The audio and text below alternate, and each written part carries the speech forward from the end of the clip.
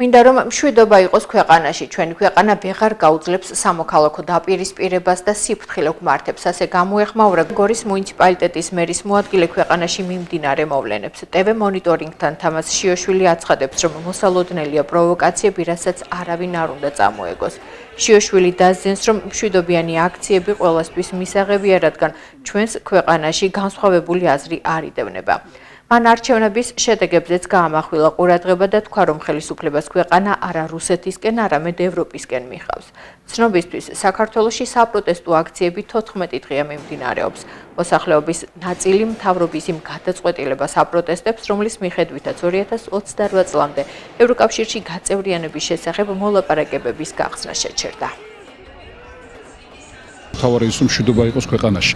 ეს არის ძალიან მნიშვნელოვანი, რომ მშვიდობა იყოს ჩვენს ქვეყანაში, ჩვენი ქვეყანა ვეღარ გაუძლებს კიდე სამოქალაქო დაპირისპირებას და ძალიან სიფრთხილე გვმართებს, რა თქმა უნდა, ხელისუფლებას, რომ რაღაცა პროვოკაციაზე არ წამოვეგოთ. ეს არის ყველაზე მნიშვნელოვანი. შეუძლიათ, რა თქმა უნდა, მშვიდობიანი აქციები უნდა გაიმართოს, ეს იმიტომ რომ დღეს ჩვენს ქვეყანაში არ იდევნება განსხვავებული აზრი. მეგონი უყურებთ კიდევაც და ვაკვირდებით, რომ მათ არავინ არ ერჩის იმის გამო, რომ ყველა გამოხატავს თავის მოსაზრებას, თავის პროცესს, თავარი იყოს მშვიდობიანი და არ დავარღვიოთ კანონი. ეს არის ყველაზე მნიშვნელოვანი. არჩევნები არ გაყალბებულა, მე შემიძლია გითხრათ პირდაპირ სრული პასუხისმგებლობით და წეგან თქვენ ახსენეთ ის, რომ ჩემი კომენტარი გინახავ და რა თქმა უნდა, ეს არის ჩემი მოსაზრება, რომ ქვეყანა არანაირად არ მიდის რუსეთისკენ, ეს არის ტყუილი, რომელსაც ნაციონალურ მოძრაობა მთელი წლების განმავლობაში ცდილობს, რომ შეცდომაში შეიყვანოს ჩვენი ახალგაზრდობა და აქედან გამომდინარე, მე როგორც გუნდის წევრი სრული პასუხისმგებლობით მინდა გითხრათ, რომ არავითარი რუსეთისკენ ქვეყანა არ მიდის.